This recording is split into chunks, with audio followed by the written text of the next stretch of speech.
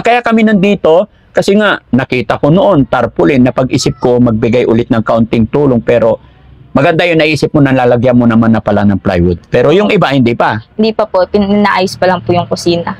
Sige, magbibigay ako ulit ng tulong, ha? Okay, ito nga, may plywood na. Okay, yan mga kababayan. Masarap, ganitong masarap tulungan yung mga kababayan natin, nanay na mga ganitong kababayan kasi hindi nasasayang, kumbaga pinapahalagahan nila yung mga itinutulong natin. Ayun, umaraw na naman, kanina umulan. Opo. Diba, naulanan ka sa labas, kaya walang customer. Opo. Kaya mag-iingat ka rin kasi pangit pag nagkasakit ka, no? Okay, so may ibibigay ako ulit na 5,000. Thank you. Sana madingdingan mo na tong bahay mo. Yan mga kababayan, mga kabarangay, magandang hapon pong muli sa atin lahat. Ayan mga kababayan, mag-iingat po tayo, paiba-iba yung panahon, aaraw, uulan. At ngayon mga kababayan, umaampon na naman, no? So mga kababayan, sa araw na ito, muli nating balikan si Erica, yung nagkaroon ng problema sa kanyang nanay, sa kanyang pamilya. Kaya naman sa araw na ito, muli natin silang kukumustahin, muli natin siyang kumustahin at para makita kung ano na ang kalagayan nila. Mga kababayan, samahan niyo po kami at kumustahin natin sila. Ayan. Tara. Saan ba yung bahay nila? Dito?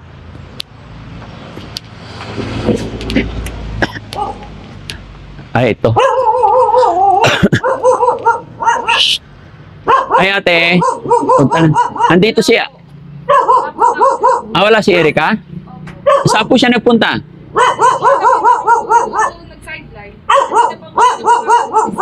Kanina pang umaga. Walang tao dito. Sige po. Salamat. Balik na lang kami. Pakisabi na lang nagpunta ang Team Daddy Frankie. Salamat. Sayang naman mga kababayan. Ayun mga kababayan, paano to? So balik na lang siguro tayo sa sunod.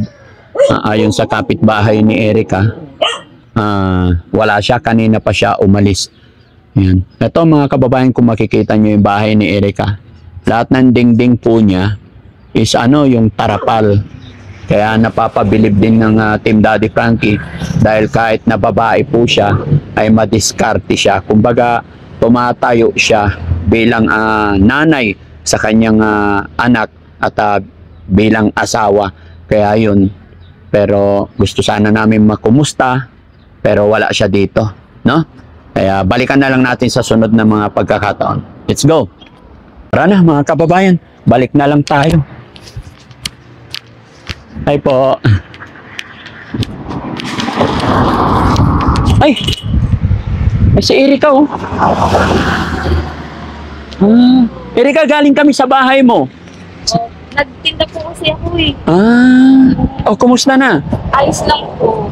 Lang po may sige. Po kasi. Buti na lang umabot ka nasalubong ka namin. Kasi nanggaling kami, tinanong ka namin, umalis ka daw, di nila alam saan ka nagpunta. Nagtitinda ka pala. Kumusta tinda mo? Patungal po ngayon, nag-aabot po kasi. Ay, may malalaglag. Sige, tuloy tayo. Buti na lang inaabot mo pa kami. Paalis na kami. Ay, kasi habot po sana pang merienda dito kasi po kaya ngayon po. Marami benta? 50 pa lang. Patay. Piling pa lang po yung nabebenta. Sige, pwede tayo tumuloy sa bahay. Sige po, pwede po. Ano po?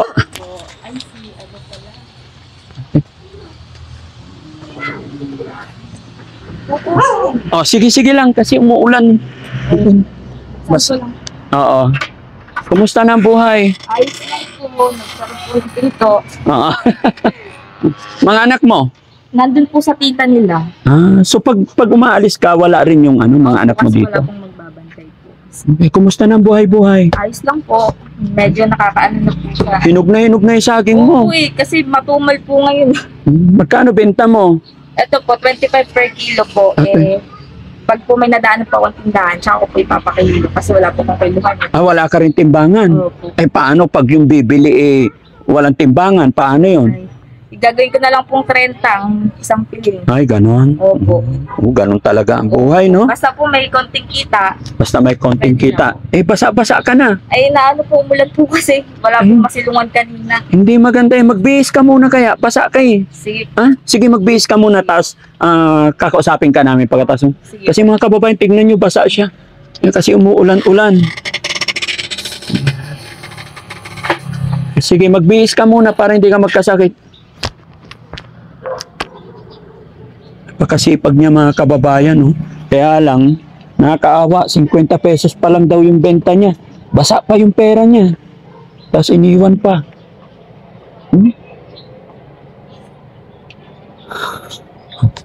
Ganun yung yung nakakabilib na mga nanay, mga kababayan. Hindi lang nila inaasa sa kanilang asawa. Nga pala mga kababayan, sa mga bago pa lang sa aking channel, sa mga hindi nakapanood sa unang tagpo namin ni Erica, marami siya ikuwento sa amin at nakwento niya na yung problema ng buhay niya, yung hirap ng kanilang buhay, at natulungan na rin natin siya sa una. Kaya naman binalikan ko siya ngayon para kumustahin ulit at kung anong pwede pang itulong dahil nakakabilib nga po sa kanyang sitwasyon ay hindi siya tumitigil para itaguyod ang kanyang pamilya. May trabaho naman po yung kanyang asawa, no? Ayan. Okay na. Ay, Erica, pwede ba tayo dyan? Kasi umaambon. No? Ay, pasok mo tong pera mo.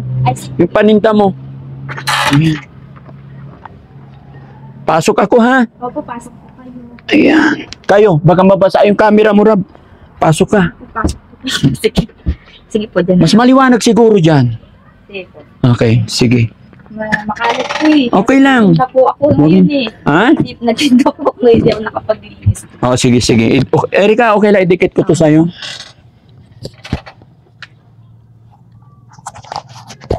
Ayan. O, sige. So, pwesto ka na. Kuya Rab, okay ka lang? Okay na po. Oo, sige, upo ka dyan. Sige. Kawawa ka naman. Maghapon ka nagtinda, wala. O, anong oras ka umalis? Mga alas 10 po. Oo, tapos anong oras na? 2:00. Ano po matumal talaga pag nag-uulan po. Wala pong makita sa daan na tao. Kaya umuwi ka Nasa na. loob po, opo. Mas maganda rin to, Erica, ilaga mo, tapos benta mo, yung nalaga Yun na. nga din po ang ano ko po pula, no, ibabananak ko po. Sa bagay. Oh. Pag, ang saging kasi, ang style niyan sa amin, ha? Pag bagong hinog, ibebenta na ganyan. Tapos pagka hindi naubos, ilaga or gawing turon. So, dual purpose, no? Opo. So, hindi ka pa rin malulugi. Yung pera may tago mo. Baka, no? Kumusta na ang buhay-buhay nyo? Ayos lang po, nakapag-double walling na po ako ng Hindi ko na po sa labas kasi po pag umulan, baka po masira yung plywood. Anong double walling? Plywood po siya, tas sa kabila po, tarpaulin, para po kahit po agihin po ng ambon or ulan, hindi po siya masisira. Ito. Opo. Tapos nilagyan ko po siya ng wallpaper para mas maganda pong tingnan. Magandang tignan. Hindi Okay. pa po siya tapos. Tapos naguhukay na po ako sa likod pang CR. Ikaw naguhukay? Hindi po, yung asawa ko po. Yung asawa mo? Tapos, Yung asawa mo, araw-araw din nagtatrabaho? opo, pagkakadauwi niya po, tsaka po namin inuunti-unti po tong bahay. Sinong nag-aalaga ng mga anak mo? Yung po, sa kapatid po ng asawa ko, hiniram po nila yung 2 bata. Ilan taon ba yung anak mo?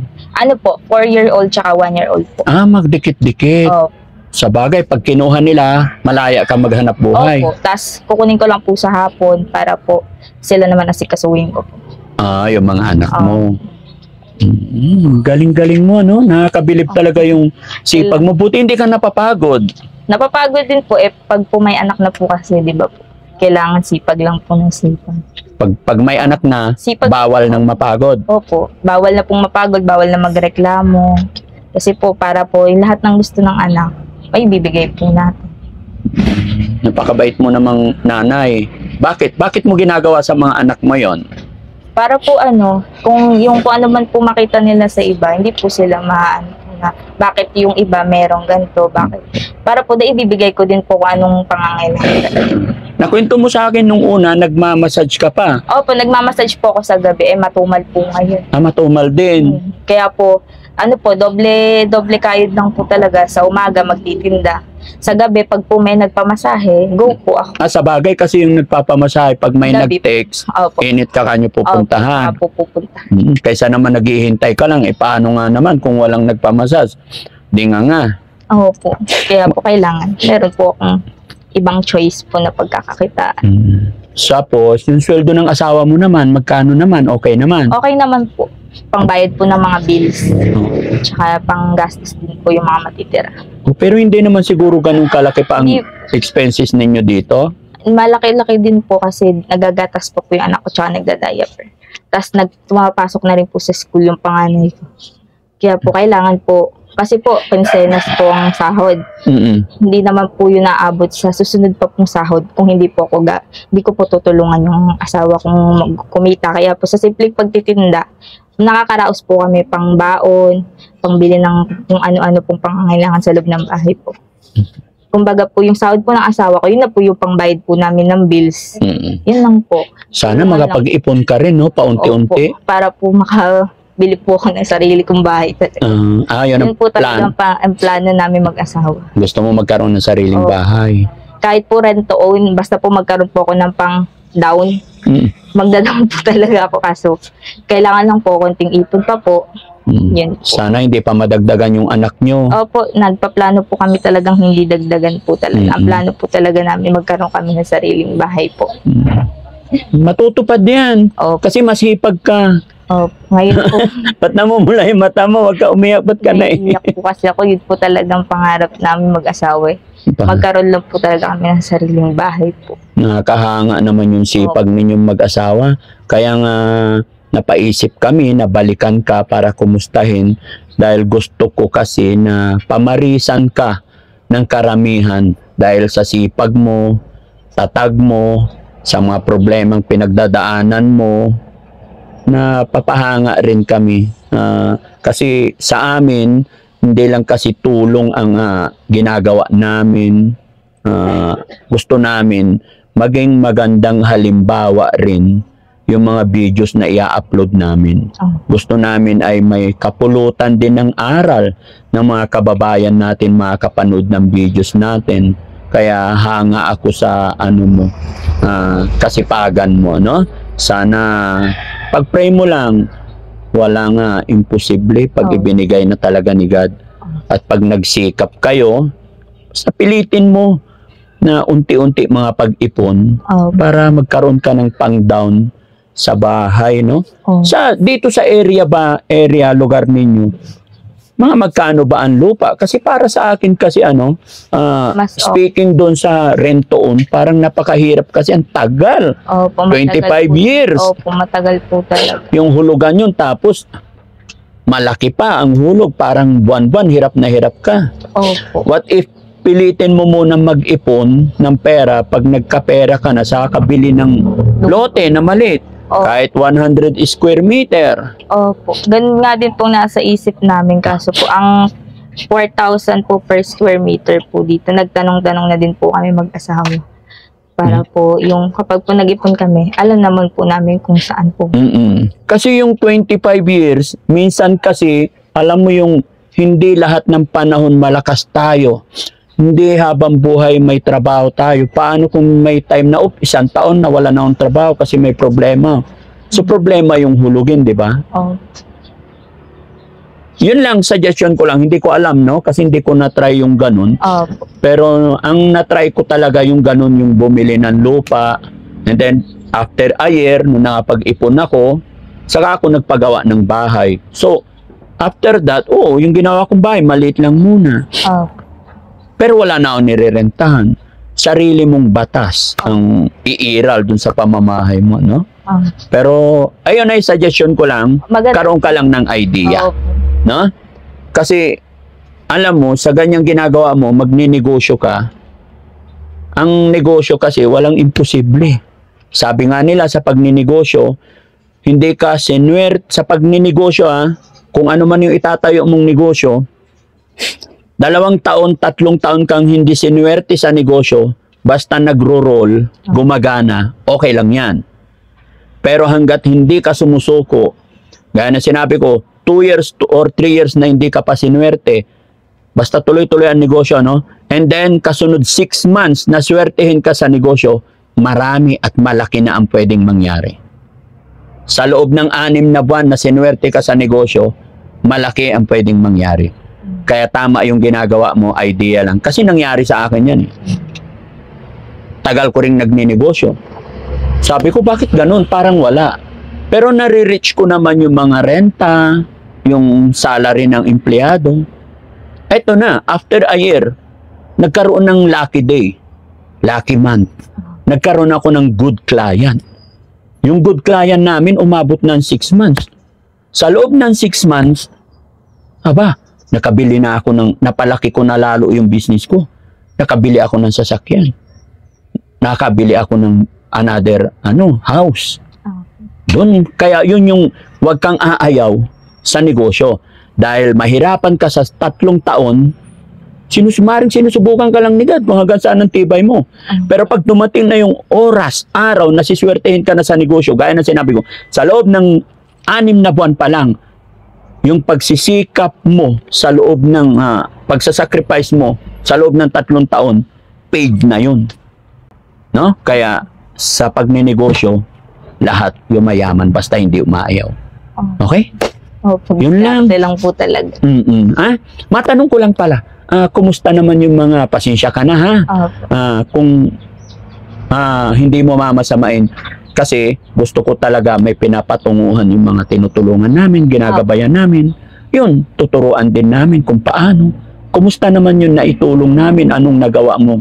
Malaking tulong po yung nagawa ko po. Ito nga po yung plywood po. Tapos pinapaumpisahan ko na rin po yung kusina. Tapos yung iba po, pinang-grocery ko po. Tapos ito po, sa negosyo, nag-start na po. Tapos mayroon po akong tabi pa rin po. Kahit pa. Very good. Oo, kasi napansin ko kanina, pagdating ko, nakita ko, tawag dito, tarpaulin pa rin. Yung pala, sa loob po. Mga plywood na. Pag po umulan, para hindi po siya masira agad. Pag plywood po kasi nababasa, masisira po. Madaling masira. Kaya hindi mo pa rin tinanggal yung tarpaulin sa labas. Sabay, good idea nga naman, no? Tapos nagkaroon na po kami ng pinto. Yung una pong punta nyo, kortina lang po yan. Oo nga. Nung pumunta kami dito, kortina lang. So magdamag, kortina lang yun. Opo. Ano po yun? 5 buwan po yun. Kasi dati doon po kami sa harapan nakatira. Lumipat po kami dito. 5 buwan po kami nakakortina lang. Kaya anytime po pag may masama pong taong pumasok, pwede po siya makapasok kasi wala pong safe po na. At least ngayon, may kortina, may pintuan na. Nabili ko po ng lamesa kasi sama-sama po kami nakain para hindi matuto po yung mga anak ko na hindi sa lapag. Dati, nung hindi pa kami napunta, wala pa to, ano? Opo, binili ko po nito. Thanks to God talaga. Tingnan nyo yan, mga kababayan, no? Nakaluha. Kumbaga, pag bagong-bago. Opo. Tapos po, tuwan-tuwa po yung anak ko po dito kasi sabi niya may lamesa na tayo, mama, hindi na katulad dati sa lapag. Tapos ito flooring pa, no? Pero syempre, ang problema mga kababayan, kung pagandahin mo lang ng pagandahin, nagre-rent lang kayo dito. Yun nga po, ang pangarap ko talaga, sariling. Kaya kontrolin, tansyahin mo lang, no? Kaya po yung iba, sa negosyo po, sa mga gamit po sa bahay, para po kahit pag nagkaroon po kami ng sariling bahay, meron na po kami sariling gamit. Okay, yun mga kababayan. Kung sarili lang sana nila yung lupa, no? Pero dito po, naungupahan sila. Magkano upa nyo dito? 1,000 po. 1,000 a month mga kababayan. Ang sistema nila dito, inuupahan nila tong lupa. Pag mangungupahan ka ng lupa, bahala ka magpatayo ng sarili mong bahay. Tapos nagbabayad ka ng monthly 1,000. Opo, tsaka pwera pa po ang ilaw at tubig. Pwera pa ilaw, tubig. Kayo rin nagpakabit ng ilaw at tubig? Hindi po, sa may-ari po. Submeter po. Okay, at least nagiging safety na unti-unti. Opo, unti-unti po nabubuo na po siya. Nabubuo na? Okay siya, sige. Kaya kami nandito, kasi nga nakita ko noon, tarpaulin, napag-isip ko magbigay ulit ng kaunting tulong, pero maganda yun, naisip mo na lalagyan mo naman na pala ng plywood. Pero yung iba, hindi pa. Hindi pa po. Pinaayos pa lang po yung kusina. Sige, magbibigay ako ulit ng tulong. Okay, ito nga may plywood na. Okay. Yan mga kababayan. Ganitong masarap tulungan yung mga kababayan natin. Nanay na mga ganitong kababayan kasi hindi hindi nasasayang, kumbaga pinapahalagahan nila yung mga itinutulong natin. Ayun, umaraw na naman, kanina umulan. Opo. Diba, naulanan ka sa labas, kaya walang customer. Opo. Kaya mag-iingat ka rin kasi pangit pag nagkasakit ka, no? Okay, so may ibibigay ako ulit na 5,000. Thank you. Sana madingdingan mo na tong bahay mo. Oh. Gusto ko lahat, no? Oh, sige. Lahat na madingdingan. Kasi nga mga kababayan, tingnan nyo, dito sa likod, sako lang. Sako. Dito sa gilid tsaka sa harap, tarpaulin. Pero sa loob mga kababayan, gaya na sinabi ni ate, bumili siya ng plywood. Pero yung plywood niya, yung ordinary lang din naman, no? Ordinary lang. Saan nyo binili to? Sa hardware po. Hindi ba madaling masira to? Kaya po hindi siya pwede pong mabasa. Hindi pwede mabasa. Kaya po tarpaulin po yun. Itong plywood na to, pang indoor lang. Po, pang indoor. Kasi mayroong plywood na yung makapal tapos hindi nasusunog. Anong tawag doon? Yung Hardiplex. Hardiplex. Kaya lang medyo mahal yun. Po, medyo mahal po. Kaya, Magkano yun? Isang Hardiplex? ang pagkakatanong ko po, 800 daw po. 800. So ilang Hardiplex pa kailangan? Hindi ko lang po. Dapat Hardiplex na lang para iwas sunog din. Kasi ito rin ang nangyayari mga kababayan sa mga bahay-bahay na light material, palayo ng Diyos, pag nasunog, ubos talaga. No? Kaya, ayun. Pero sige, malay mo, no? Pero sana kung 800, 5,000, 5 Hardiplex, pwede na. Ha? Sana pagbalik ko, pag-isipan mo. Sige. Pero syempre, yan ay tulong ko sa'yo. Bahala ka. Kung ano yung mas priority. Yung mga sinabi kong Hardiplex is opinion ko lang yun. Dahil hindi ko naman alam mga kababayan kung may mas priority pa about sa kanyang family. Basta tayo kasi gusto natin mapabuti, mapaganda. No? Kaya maraming salamat mga kababayan. So Erica, hindi na kami masyadong magtatagal. Kinumusta lang kita. So ano naman masasabi mo? Salamat po sa tulong po at sa mga advice niyo po sa akin. Nakakagaan po ng loob at nakaka-inspire po siya. Lalo na po sa business na nag-uumpisa po ako. Salamat. Mas pukusan mo yung pagninegosyo. Galing din ako bilang empleyado. Hindi ko sinasabing hindi maganda employee. Panimula, maganda. Pero pag may time or may chance ka na para magnegosyo, nakakahawak ka naman na 1,000, mga ganyan, pilitin mo magnegosyo. Malaki ang posibleng, ang negosyo lumalaki. Pero pag empleyado, steady ka lang dyan. Importante, gaya ng sinabi ko mga kababayan, huwag niyong mamasamain. Naging empleyado rin po ako. Pero ang suggestion ko, kung may pagkakataon or may kakayahan na tayo na magsimula ng negosyo, kahit na maliit, ang negosyo po, tuturuan tayo ng negosyo. At ang negosyo, lumalaki. Basta onhan lang tayo. Malaki ang tsansa pag nagnegosyo ka. Kahit saging lang yan, gaya na sinabi ko, sa amin noon, nangyari din sa akin yan, pag bagong hinog pa lang ang saging, ibibenta ko as ganito. Tapos pag hindi naubos ngayon, bukas gagawin kong turon or ilalaga. Dual purpose, hindi ka basta-basta malulugi, basta ikaw masipag at madiskarte. Diba? So ayan mga kababayan, yun lang po ang ibig iparating ni Daddy Frankie. Ate, anong masasabi mo sa mga viewers natin? Salamat po sa inyo, Daddy Frankie, sa mga advice niyo po na inspired po ako, lalo na po sa negosyo. Salamat din po kay God kasi kayo po yung pinadala sa akin para po maging instrumento po sa pagtulong. Maraming salamat. Sige. Salamat. Bye-bye ha. Ayan mga kababayan, maraming salamat po and God bless po. Masaya na naman ng Team Daddy Frankie dahil napag-abot at napagpasaya na naman tayo sa ating mga kababayan. Daddy Frankie po, from Pangasinan, anak ng Pangasinan, I love you all and God bless po.